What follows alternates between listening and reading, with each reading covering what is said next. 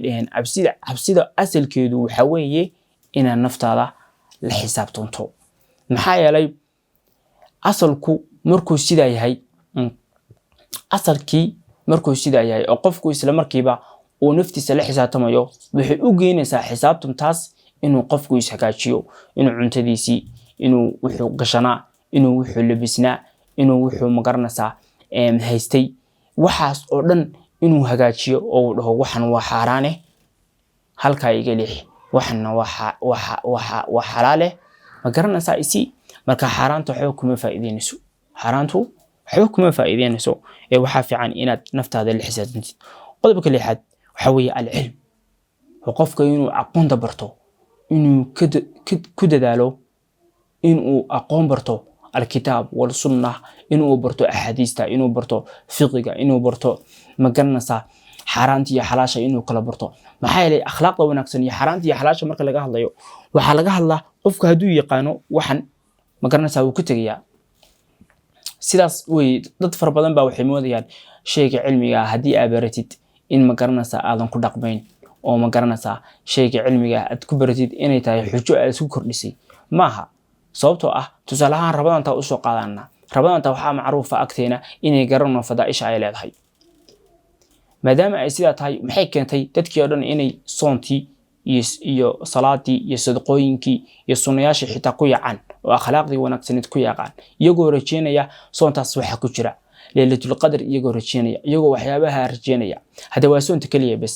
hada ogaan lahayd maalin kastaba iyo quraanka aayad kastaba iyo magaranaysa أحاديث إنه برتو يعلم قدر جديسة وحاس أولن فضائل هداء وقان لهيد كور تبحوي علم قولن وأكون نقم لهيد صوبتها وقان شاء وقتها بشهر رمضان فضلك إلى هاي أيا وحيكو جيسي إن إلهي سبحانه وتعالى كبقدد وعملك ونكس كوجل سيد ساسو قل قفك الشيخ هاي عالمك تمحاو ملانة يسقو عمل كستبو حوجي فضلك ينوع وياهي مركانو كل دلالة حتى عمل ذي بكرة دورنا يا عمل كان وعن الروتي كان على سمايا صلاة دور مرك القبح عمل كان على سمايا صلاة الصبح مرك القبح عمل كان وعن عمل كان على سمايا هميكي عمل كان وعن وحي مقرنة بشن وبشي سلاس وحي بحتى كلا دورنا يا عمل كي ونقصنا أيو كلا دورنا يا سيدي مهم يجين سبن كستبع عمل كيسة ومهم وياهي مركانا وحول يهينين الزندي وحوليه نتيجة العلم هي التقوى علمي نتيجة ديسة يماشى وكوضو وكوش كحيانيو يساق إليه هو التقوى علمي ماشى وكوضو وحوينا إليه سبحانه وتعالى كعب سيد ولقى بوقتها كتاب إنا أخرسيد كلمي ولقى إنا شيخ وحكسو دقيسيد كلمي ولقى قف مقرنسا أرق قف كاسو انت كتاب ستا ودوني انو علمك برتو وحاوغاتا قف كاسو انتو كا علم بدن يحي وكا عبسي بدن يحي إنما يخشى الله من عباده العلماء إلهي سبحانه وتعالى ومن عديي وحيري إلهي سبحانه وتعالى وحا كبقى أدو مديسة كو علماء أيا كبقى مكان وحالدوني علمك إنينو برنو وحو قفك علمك له وأغانيا ذنوبته مانتا لغو وررسن يحي وحييهين حقيقة الذنوب والمعاصي شيء كستوى ثمرة أي ليهين ذنوبته هردو حوغا يرو معانا أي ليدهي حوغا يرو معانا أي ليدهي لكن سمعان كاير حكوه قامينيا مروغوين إيو مقرنسا شقاوحن إيو نرول آذياب ودرن أيو كوه قامينيا أو بحي كليهن تفنى للدادة ممن نال صفوتها لدوينكو ويدمانيان قفكي قاله سافي أهانتيها معناها قفكي كرة حيستا لدوينك معان قفكي كرة حيستا قفكي مانتا وحانتا إن حانتا معان كيدا يرهلا قفكي مانتا السينيستا والسينيدا معان كيدا يرهلا قفكي مانتا مقرنا ساقف وحكحدا وهانتيدنا عنا حنتي حارانا وهدوتنا مقرنسا حوغا يرو معانا cuntadii ka hela waxaas oo dhan macaankaas way dhamaanayaan min al-harami wa yabqa al-ithmu wal-'aru ithmigi iyo dambigi iyo ceebtina baaqi ayay noqonayaan macnaha qofkan sameeyanaya macaasida iyo dunuubta hadhowtana raaxada yar ka helaya raaxadan baaqi bay u tahay, raaxadan way dhamaatay oo raaxadan iyo ladatan iyo macaanka yar ka heshay macaasidii way iska tagtay tusaalahaan haddii markaa ka fakartid sanadadii hore dunubta soo samaynaysay ama heesaha dhegeysanaysay way ku raaxaysanaysay haddii raaxadii maxaa ka haysaa waxba kama haysid sababta raaxadii way tagtay ama ha badnaato ama ha weynaato laakiinse raaxadaas waxay kugu reebaysaa raadi aad iyo aad u xun oo mustaqbalkaaga ku soo socda oo macnaha mustaqbalkaaga wax yeeli doona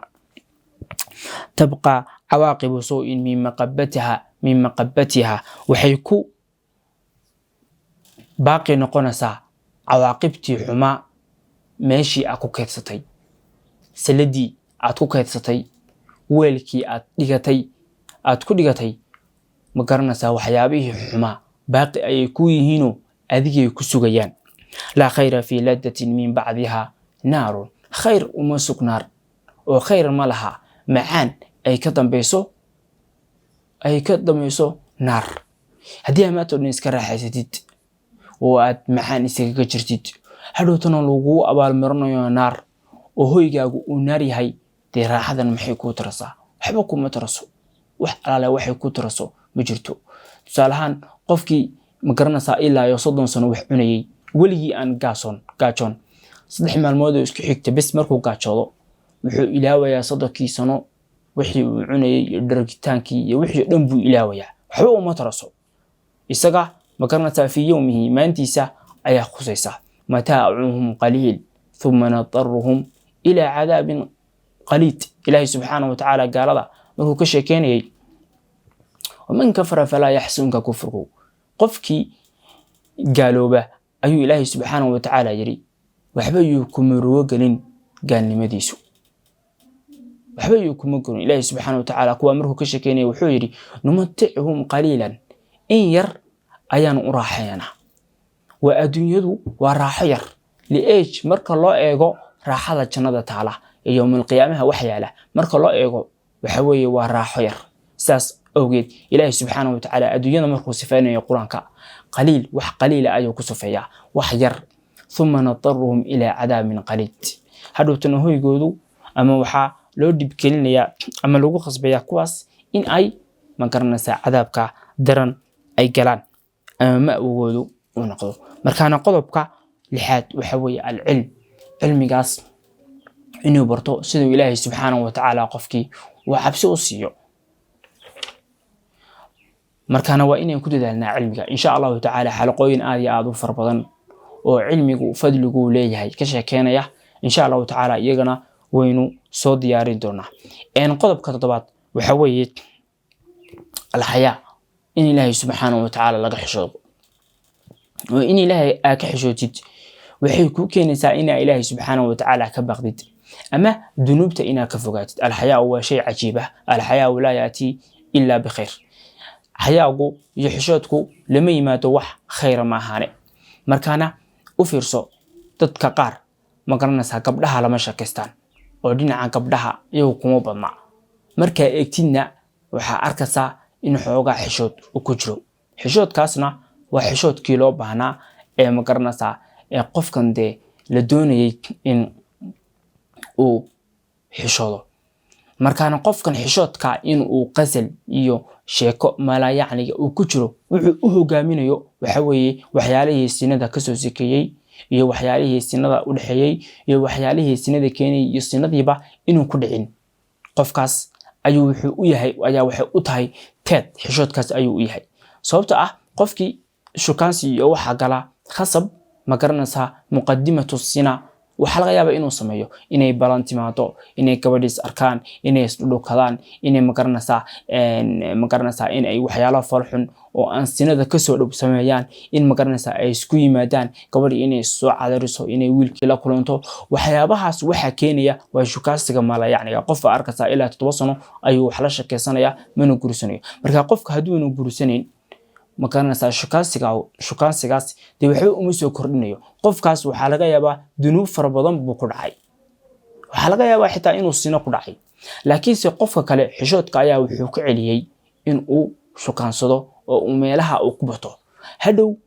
wuxuu keenay waxyaalihii sinada ka soo sikeeyay oo dhan in ايش in uu qofkaas ka badbaado marka qofkaas waxa badbaadiyay ايش xishoodkii ayaa badbaadiyay marka xishoodku sidaas ku badbaadinaya saasoo kale marka dadka wax dhaca ee joogta ma xishoonayaan oo qofkii sharaftiisa uma xishoonayo masaakiintu wax ka dhacay kama naxayo waxaas oo dhan xuduudkaas oo dhan buu dhaafay markaana xishoodkii markii laga waayay qofkaas wuxuu hayin u noqday ama ay u fududaatay inuu dambigii iyo waxyaabihii la yimaado oo cabsida uu ka tago laakiin markuu naftiisa u baqay oo xishooday oo sharaftiisa u baqay oo xishooday wuxuu magaranaysaa u fududaatay in qofkaas uu magaranaysaa wax khalad sameyn hadhowtana ilaahay subxaanahu wa ta'ala uu ka cabsado waxyaalaha kale faa'iido ee leedahay waxa weeye sideedaba qof wax ku siiyay in aad ku khaldanto waxaad gudub weyn u geeshito naftu way ka xishoonaysaa 100% bini'aadamku xitaa taas way ku badan yihiin bini'aadamku qofka wax siiya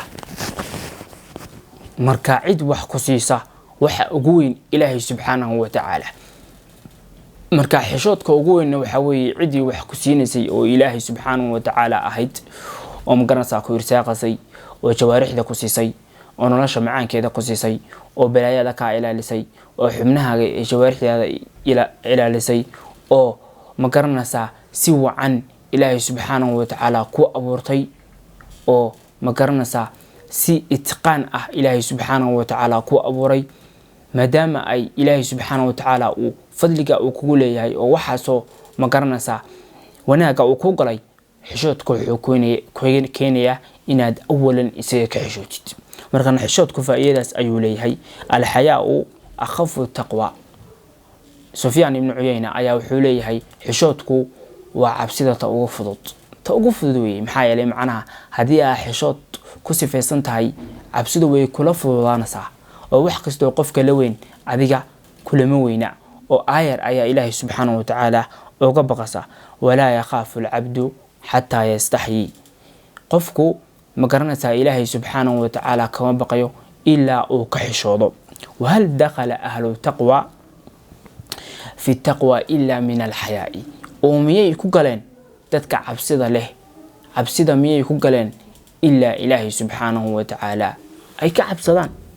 إلا إلهي أي كحشودين إلا إلهي أي كحشودين أو تتك أهل تقوى عبسدة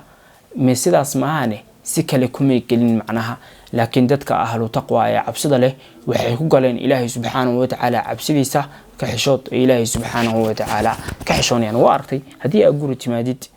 أو أقول جاسنا إذا كحشون سو أي شوكتيد ما ترى ما يسك إلى النساء هذا الكاغو يسك إلى النساء فعل كاغو إلى النساء لقن كاغو إلى النساء وحكس تغو إلى النساء محا لقن كاغو لن وإلى النساء markaan saas oo kale si ka daran weeye ilaahay subxaanahu wa ta'ala hadaa ka xishoonaysid ilaahay ee ku jeeda xilli kastaba ilaahay subxaanahu wa ta'ala waa iska ilaalinaysaa qodobka sideedaad waxa weeye in la sadaqaysto in aad wax sadaqaysatid waa waxyaabaha ku gaarsiinaya ina ilaahay subxaanahu wa ta'ala ka cabsatid wuxuu ku leeyahay cadaa lan tanaalu ashraf ad-diin wa taqwa ma gaaraysan meesha ugu sharaf badan diinta iyo cabsida ma gaaraysan حتى تصدقوا إلا صدقيستان إلى إلهي سبحانه وتعالى وتجري لن تنالوا البر حتى تنفقوا مما تحبون ما قالسان برقا يوناقا يعبصدا يوحيابهاس إلا بحسان وحا أجعشهن ما قالسان وتوليهي مركان وحكوليهي إلا صدقيستان وأنتم أصحاء أشحاء ذكو ولبا عافمات قبه بخيل نقوه لبو تأملون العيش كرجوين نلل يذكو نلل كرجوين ويخشون الفقر كان بقيا فقري يذكو انتاس حال لها كجرة إلا صدقيستان waxa aad jeceshihiin maahaane ma gaadhaysaan ashraf at-taqwa wad-diin meesha ugu weyn diinta iyo waxa weeye iyo cabsida qodobkan waxa weeye waa inaa wax sadaqaysatid adiga oo bakhayl ah, adiga oo wixii ku bakhaylaya, wixii adigoo ku bakhaylaya oo u baahan. oo maxaa laga wadaa adigoo wixii ku bakhaylaya, macnaha waxaa laga wadaa adigoo macnaha waxaan u baahan baahi weyn, adigoo baahi weyn u baahan. lagama wado bakhaylnimada tii caadiga ahayd ee magaranaysaa qofka hadduu xoolaha haystay magaranaysaa haddana shaxiixaayo oo xoolihiisii aan waxba ka bixinayn, qofka bakhaylka oo kale kaa lagama wado. laakiinse waxaa laga wadaa bakhaylnimadan waa inay kuu geysay in magaranaysaa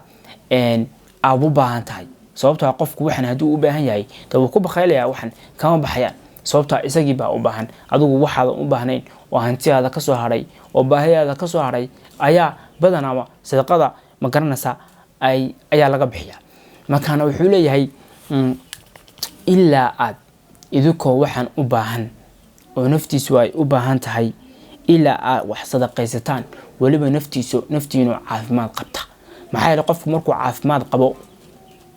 waxaan wuu u baahan yahay, wuxuu gashto, wuxuu cuno, wuxuu ku safro, wuxuu isticmaalo wuu u baahan yahay. laakiin markuu xanuunsanayo dee qofku wuxuu isleeyahay waa dhimanaysaa magaranaysaa waxaan iska sii bixi. wuxuu kaloo isleeyahay ilaahay subxaanahu watacaala ha kugu siiyo sadaqadan